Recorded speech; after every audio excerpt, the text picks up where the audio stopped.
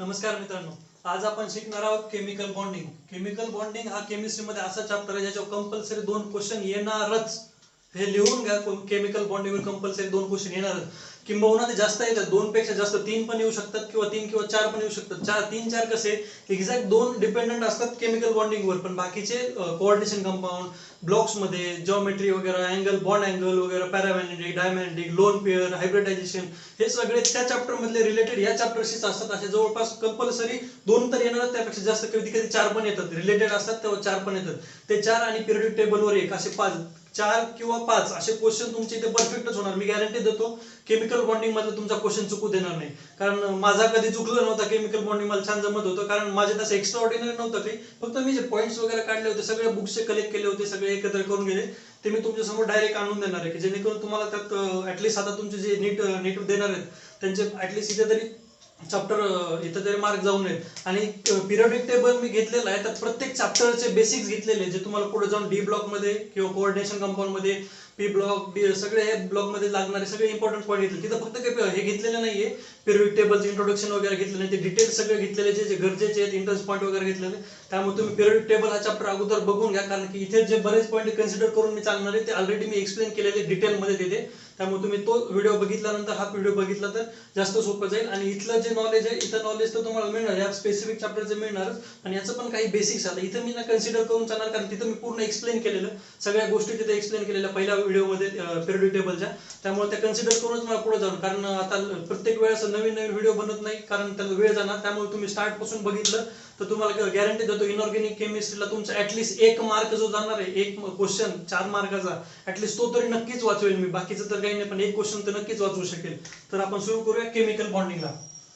आता बरेच जण म्हणतो हँडरायटिंग बरोबर करा, हँडरायटिंग बरोबर करा. हँडरायटिंग थोडी इम्प्रूव्ह केली आता, बघा तुम्हाला ओळख येत असेल तर थोडंफार चालतंय. तर इंट्रोडक्शन काय? Chemical bond formation is always exothermic. Exothermic म्हणजे काय? एक्झोथर्मिक म्हणजे तो एनर्जी रिलीज करतोय, बाहेर एनर्जी सोडतोय. त्याला एनर्जी रिलीज केलं, जेव्हा बाहेर एनर्जी सोडतो तेव्हा डेल्टा एच निगेटिव्ह असतो. एनर्जी इंथॅल्पी निगेटिव्ह असते. इंथॅल्पी निगेटिव्ह असते म्हणजे एनर्जी रिलीज होते. जनरली प्रत्येक, तुम्हाला सांगितलं, प्रत्येक ऍटमला स्टॅबिलिटी महत्वाची आहे. आपल्याला बाकीला पैसा वगैरे भरपूर महत्वाचा होतो, असं तेव्हा अनस्टेबल होतं पैशानं जनरली. पण जनरली प्रत्येक ऍटम, इलेक्ट्रॉन, सगळ्यांना जिथे तुम्ही होल केमिस्ट्री जिथे बघणार आहे तिथे स्टॅबिलिटी सगळ्यात मोठा महत्वाचा फॅक्टर आहे. स्टॅबिलिटी असली म्हणजेच तो स्टेप पुढच्या गोष्टी त्याला सोप्या जातात. कारण स्टॅबिलिटी असल्यामुळे तो त्याच्या ओरिजिनल स्टेट मध्ये थांबू शकतो. त्याला रिएक्टिव्हिटी कमी असते. सगळं जेवढं काही स्टेबल कंपाऊंड असणं हे खूप गरजेचं आहे. कुठेतरी तुम्हाला ऑर्गॅनिक मध्ये तर हे पसंत नाही, तो स्टेबल आहे म्हणून तो फॉर्म होतो, बाकीचे फॉर्म होत नाहीत. कारण जो स्टेबल आहे तोच पुढे जातो, बाकीचे मागच राहतात. तशाच प्रकारे स्टॅबिलिटी खूप इम्पॉर्टंट पार्ट आहे केमिस्ट्रीमध्ये. तर हे बघा, atoms forms bond to lower energy, म्हणजे जर त्यांच्यात जर एनर्जी, जसं ते एनर्जी लिबरेट करतात ते बॉन्ड फॉर्म करण्यासाठी, तेव्हा मग शेअरिंग करतात किंवा आयन लूज करतात, सगळं करतात जेणेकरून त्यांना स्टॅबिलिटी मिळेल. In this atom goes from excited state to ground state. Excited state म्हणजे काय, की नॉर्मल ग्राउंड स्टेटला इथे इलेक्ट्रॉन, त्याला एनर्जी दिली, एनर्जी दिल्यानंतर तो त्या एनर्जी वाढते, टॉप पोझिशनला जातो. जब हायेस्ट पॉईंट आहे त्याच्या एनर्जीचा, त्याला ट्रान्झिशन स्टेट म्हणतात. ट्रान्झिशन स्टेट पासून मग तो ग्राउंड स्टेटला येतो, आणि इथे एनर्जी लिबरेट केलेली असते त्यांनी मिळालेली, त्याला ही डेल्टा एच निगेटिव्ह असते. तेव्हा त्याला स्टेबल होण्यासाठी तो एनर्जी रिलीज करतो आणि ग्राउंड स्टेटला येतो, तेव्हा ते डेल्टा एच निगेटिव्ह राहते.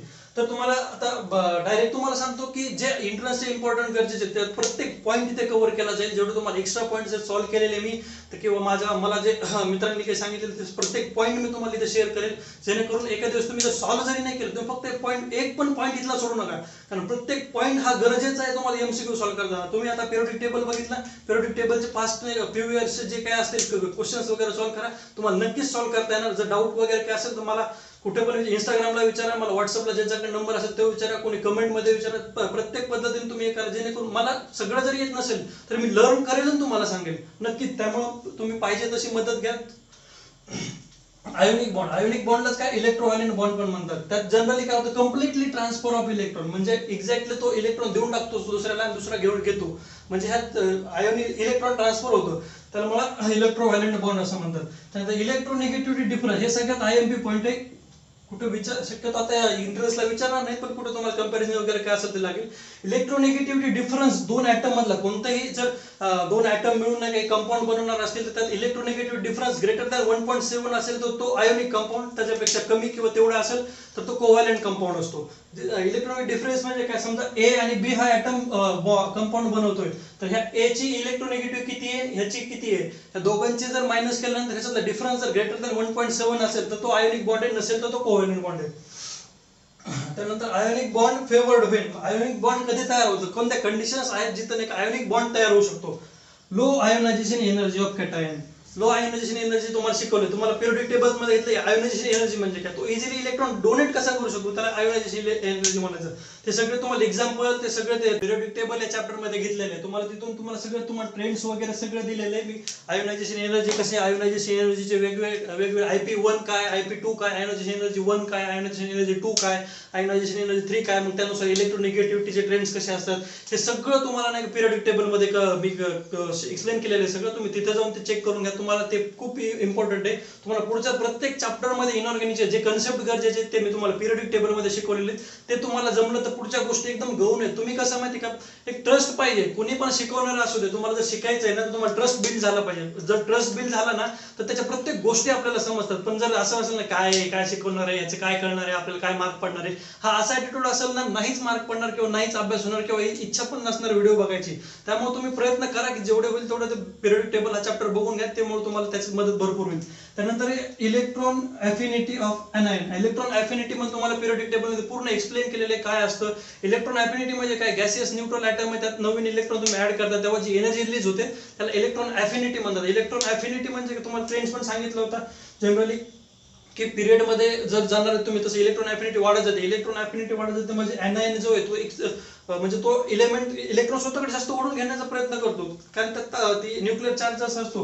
आणि हे इलेक्ट्रोनेगेटिव्ह एक्सप्लेनेशन झालं एक्झॅक्ट. पण इलेक्ट्रॉन अफिनिटीचं तुम्हाला सांगितलं तिथं मी हे वेगळं आहे. पण जर जेव्हा दोन्ही एकत्र इलेक्ट्रॉन अफिनिटी इथं म्हणजे काय की तो ओढायची ताकद त्याची, तो जास्त ओढू शकतो. म्हणजे जसं तुम्ही पिरियड मध्ये जाणार तसं इलेक्ट्रॉन अफिनिटी वाढणार याची. त्यानंतर lattice energy should be high. Lattice काय असतं, लेटाइस म्हणजे कुंपण काय असतं की जेणेकरून त्यातला आतल्या गोष्ट बाहेर जाऊन बाहेरची गोष्ट आत येईल. त्यामुळे कॉम्पॅक्ट स्ट्रक्चर तयार केलेलं असतं ते, त्याच्यामधून इकडे तिकडे कोणी काही जात नाही, एका स्टेबल पोझिशनला राहतं. तुम्हाला पुढे मी एक्सप्लेन करतो लेटाइस म्हणजे काय, लेटाइस एनर्जी काय असतं, हायड्रेशन एनर्जी काय असतं, कोणती ग्रेटर असल्यावर सोल्युबल असतो कंपाऊंड, कोणती कमी असल्यावर इनसोल्युबल असतो, सगळं तुम्हाला ते एक्सप्लेन केलं जाईल. तुम्ही कंटिन्युअसली व्हिडिओ बघा आणि काय पाहिजे ते तुम्हाला कमेंट मध्ये सांगायचं, सजेशन वगैरे किंवा व्हिडिओ चांगला वाटला तरी कमेंट सांगायचं, म्हणजे आम्हाला कसं दररोजचं काम करायला अजून ऊर्जा मिळते.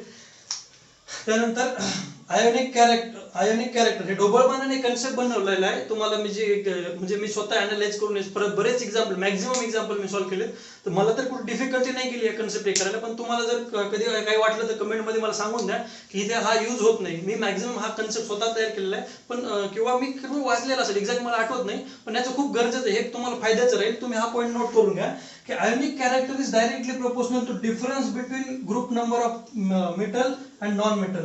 म्हणजे मेटलचा ग्रुप नंबर आणि नॉन मेटलचा ग्रुप नंबर ह्याच्यामध्ये जेवढा डिफरन्स जास्त आहे तेवढा तो कंपाऊंड जास्त आयोनिक आहे. म्हणजे आयोनिक काय, जेव्हा कंपाऊंड तुम्हाला कंपॅरिझन सांगतील तेव्हा एक जर कंपाऊंड फर्स्ट ए मधला असेल आणि दुसरा थर्ड ए मधला असेल, त्यानंतर मग एक फर्स्ट ए मधला आणि एक फिफ्थ ए मधला असेल, फर्स्ट ए आणि थर्ड बी, त्यानंतर ते सेम फर्स्ट ए आणि थर्ड ए हा असेल, आणि दुसरा फर्स्ट ए आणि फिफ्थ ए, याच्यामध्ये जास्त आयोनिक कोणता असणार तर फर्स्ट आणि फिफ्थ, या दोघांमध्ये डिफरन्सेस जास्त आहेत ते जास्त असणार. त्यानंतर म्हणजे काय की ionic character is directly proportional to difference between group number of metal and non metal. त्यानंतर strong ionic bond does not form easily. म्हणजे जेव्हा तुम्ही सांगता की हा बॉन्ड जास्त आयोनिक आहे वगैरे आहे, जेवढा जास्त आयोनिक बॉन्ड असेल त्याचं फॉर्मेशन तेवढंच डिफिकल्ट असतं, आणि जेवढा तो वीक असेल तेवढं फॉर्मेशन सोपं असतं. हे एक्झाम्पल LiCl आणि हे CSC. तर आता आयोनिक बॉन्डचे काही 2-3 पॉईंट्स राहिले ते तुम्हाला सांगतो. ते तुम्हाला आता इथे आयोनिक अगोदर सांगितलं म्हणजे तुम्हाला डिफरन्स मध्ये सोपं जाईल. तर आयोनिक बॉन्ड कधी फॉर्म होतो, जेव्हा कॅटायन लार्जर असतो एनायन स्मॉलर असतो. जनरली S ब्लॉक आणि पलीकडचे P ब्लॉक अशा टाइपचं, किंवा कॅटायन लार्जर पाहिजे आणि एनायन स्मॉलर पाहिजे. Less charge on cation and less charge on anion.